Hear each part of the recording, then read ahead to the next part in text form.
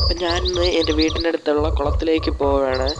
അതിൻ്റെ വീഡിയോ ആണ് ഇന്ന് എടുക്കാൻ പോണത്. ഇത് കുളത്തിലേക്ക് പോണ വഴിയാണ്.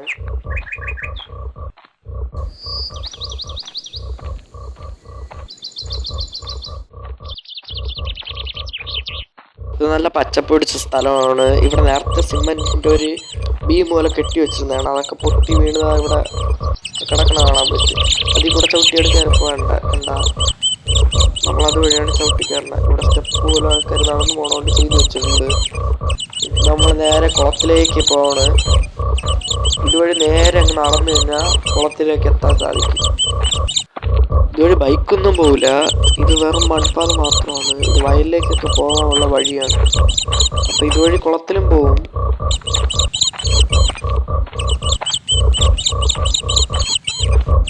ഇതിന്റെ രണ്ടു വശത്തും കൃഷികളൊക്കെ നിറഞ്ഞ് ആൾക്കാർ കണ്ടാവും. ഇതൊക്കെ വവ്വാല് തിന്നിട്ട് കാഷ്ടിച്ചിട്ടുള്ളതിന്റെ കുരുവൊക്കെ വന്ന് വീണ് മുളക്കണാണ്.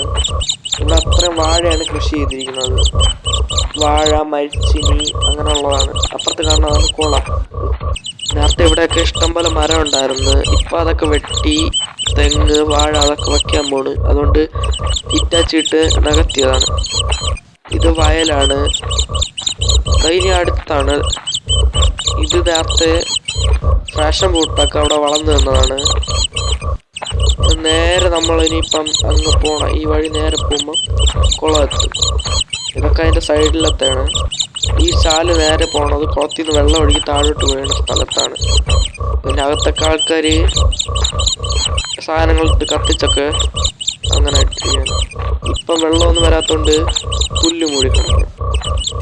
വെള്ളം ഉണ്ടെങ്കിൽ ഇവിടെ ഇഷ്ടംപോലെ നീർക്കോലിനൊക്കെ കാണാൻ സാധിക്കും നമുക്ക്. ഇപ്പോൾ വെള്ളം ഇല്ലാത്തതുകൊണ്ടാണ് നീർക്കോലി ഒന്നും ഇല്ലാത്ത. വെള്ളം ഒഴുകുന്ന സ്ഥലത്ത് ചിലപ്പോൾ നീർക്കോലി കാണും. അവിടെ നേരത്തെ ഇഷ്ടം പോലെ നീർക്കോലി ഉണ്ടായിരുന്നു. പക്ഷെ പയ്യന്മാർ ചൂണ്ടയിടാൻ വരുമ്പോൾ അവർ ചൂണ്ട ഇട്ട് നീർക്കോലിയെ പിടിച്ച് അടിച്ച് കൊല്ലുവാന്.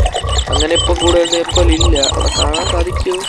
ഇതാണ് വെള്ളം ഒഴുകുന്ന സ്ഥലം. ഇപ്പം വെള്ളം വറ്റിയതുകൊണ്ട് കുളത്തിൽ ഇവിടെ ഒന്നും നീർക്കോലിയെ കാണാൻ സാധിക്കില്ല.